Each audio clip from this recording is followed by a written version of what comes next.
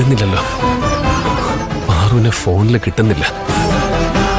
ഇത്രയും കഷ്ടപ്പെട്ട് ഇവിടെ വന്നിട്ട് അവളൊന്ന് കാണാൻ കഴിഞ്ഞില്ല. വീണ്ടും പറ്റിച്ചതിന്റെ ദേഷ്യം ഉണ്ടാവും. ഇനി എന്തായാലും അവള് വരില്ല. എല്ലാ സത്യവും അവളെ അറിയിക്കാൻ എന്താ ഒരു വഴി?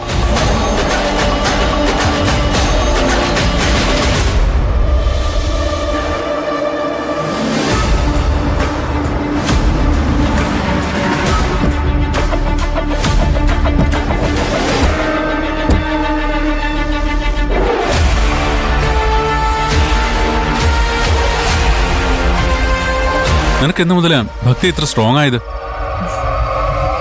1 മണിക്കൂർ മുമ്പല്ലേ നമ്മൾ ഇവിടുന്ന് പോയത്.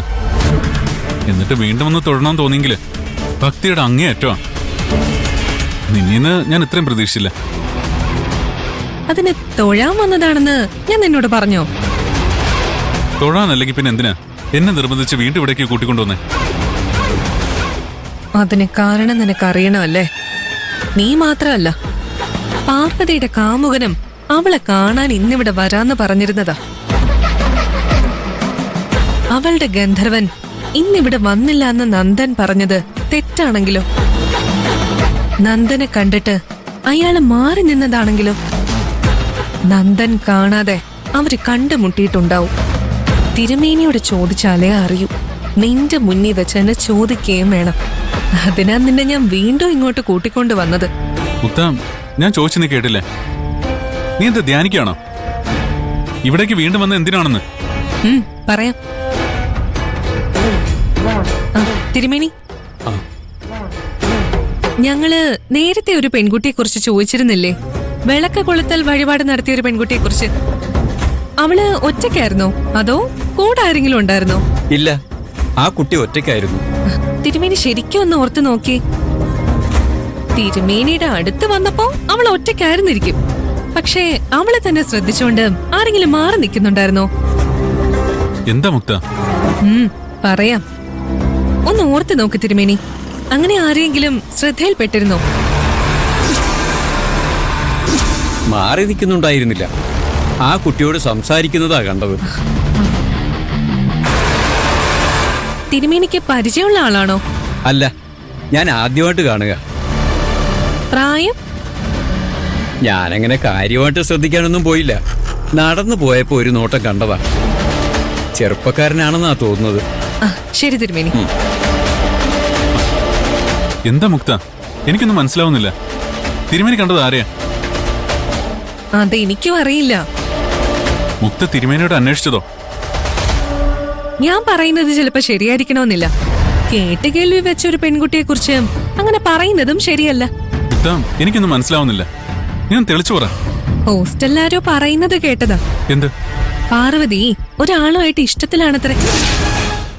അയാൾ അവൾക്ക് ഗിഫ്റ്റ് ഒക്കെ കൊടുക്കാറുണ്ടെന്ന് അറിഞ്ഞത്.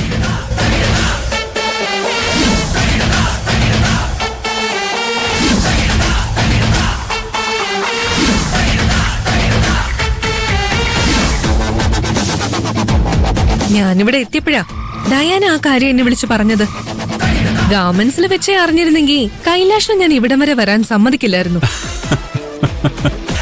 കൈലാഷ് എന്താ ചിരിക്കുന്നേ? ചിരിക്കല്ലാതെ പിന്നെ ഞാൻ എന്താ വേണ്ടത്? അവക്കൊരാള് ഗിഫ്റ്റ് കൊടുക്കാറുണ്ടെന്ന് ഞാൻ സമ്മതിക്കുന്നു. അയാള് വേറെ ആരുമല്ല, ഈ ഞാൻ തന്നെയാ.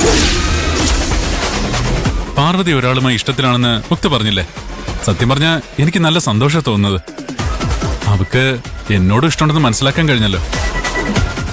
അത് ഞാൻ അതല്ല പറഞ്ഞത്. മതി മുക്ത, അമ്പലം അടച്ച് തിരുമേനി വരെ പോയി. ഇനി നമ്മളെന്തിനാ ഇവിടെ നിൽക്കുന്നേ? വാ പോ.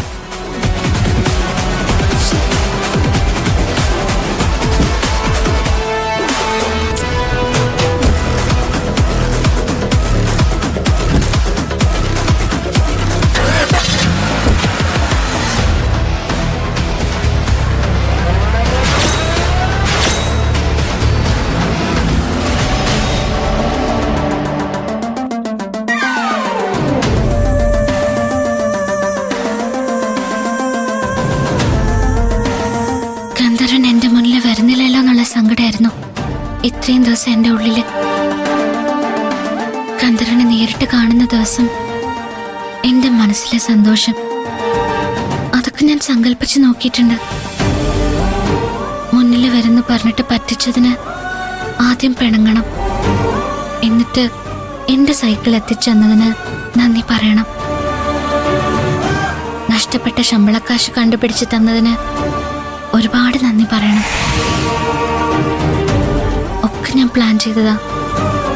പക്ഷെ ഞാനാണ് ഗന്ധർവൻ എന്ന് പറഞ്ഞുകൊണ്ട് നന്ദൻ എന്റെ മുന്നിൽ വന്ന് നിന്നപ്പോ എനിക്കൊരു സന്തോഷവും തോന്നിയില്ല.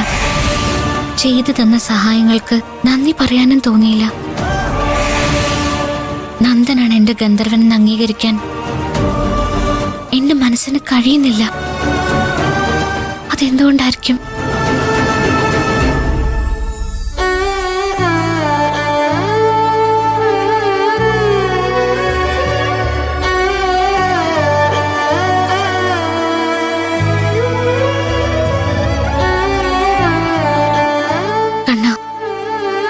ഈ മുറിയിൽ ഒറ്റയ്ക്കിരിക്കുമ്പോഴെല്ലാം ഞാൻ എന്റെ മനസ്സിലെ തോന്നലുകള് നിന്നോട് പറയാറുണ്ട്. ഗന്ധർവനെ നേരിട്ട് കാണുമ്പോ പറയാൻ ഒരുപാട് കാര്യങ്ങൾ ഞാൻ മനസ്സിൽ കരുതി വച്ചിട്ടുണ്ട്.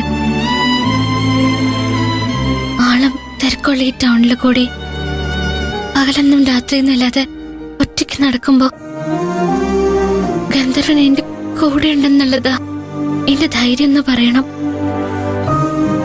ഗന്ധർവൻ എനിക്ക് അയച്ചു തന്ന തൈലം എന്റെ ശരീരത്തിന്റെ വേദന മാത്രല്ല, മനസ്സിന്റെ വേദന കൂടിയും മാറ്റിയതെന്ന് പറയണം. അങ്ങനെ ഒരുപാട് കാര്യങ്ങള് ഗന്ധർവനോട് പറയാൻ ആഗ്രഹിച്ചവളാ ഞാൻ. അതെല്ലാം ഞാൻ നിന്നോട് പറഞ്ഞിട്ടുമുണ്ട്. പക്ഷെ നന്ദൻ എന്റെ മുന്നിൽ വന്ന് നിന്നപ്പോ എനിക്കൊരക്ഷരം പോലും പറയാൻ തോന്നിയില്ല, സന്തോഷവും തോന്നിയില്ല. ഒരു തരം മരവിപ്പാ തോന്നിയത്.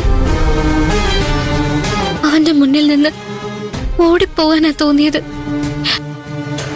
അത് എന്തുകൊണ്ടായിരിക്കും കണ്ണാ? ഭഗവാനെ, അറിവും പഠിപ്പും ലോകവിവരമൊന്നും ഇല്ലാത്തൊരു പൊട്ടിപ്പെണ്ണ ഞാൻ. നേർവഴി കാണിച്ചു തരാൻ ഈശ്വരന്മാര് കൂടെ ഉണ്ടെന്നുള്ള ധൈര്യത്തില ഒറ്റയ്ക്ക് ഞാൻ ഈ ടൗണിലേക്ക് ബസ് കയറിയത്. ഗന്ധർവനെ കാണാൻ ആഗ്രഹിച്ച് നടന്നോളാം ഞാൻ. എന്നിട്ടും ഗന്ധർവനാണെന്ന് പറഞ്ഞ് നന്ദൻ എന്റെ മുന്നിൽ വന്ന് നിന്നപ്പോ ഓടിപ്പോവാൻ നീ എന്നെ പ്രേരിപ്പിച്ചത് എന്തിനാ? അതോ അത് നിന്റെ തീരുമാനമായിരുന്നില്ലേ? എനിക്കൊന്നും മനസ്സിലാവുന്നില്ലല്ലോ കണ്ണാ.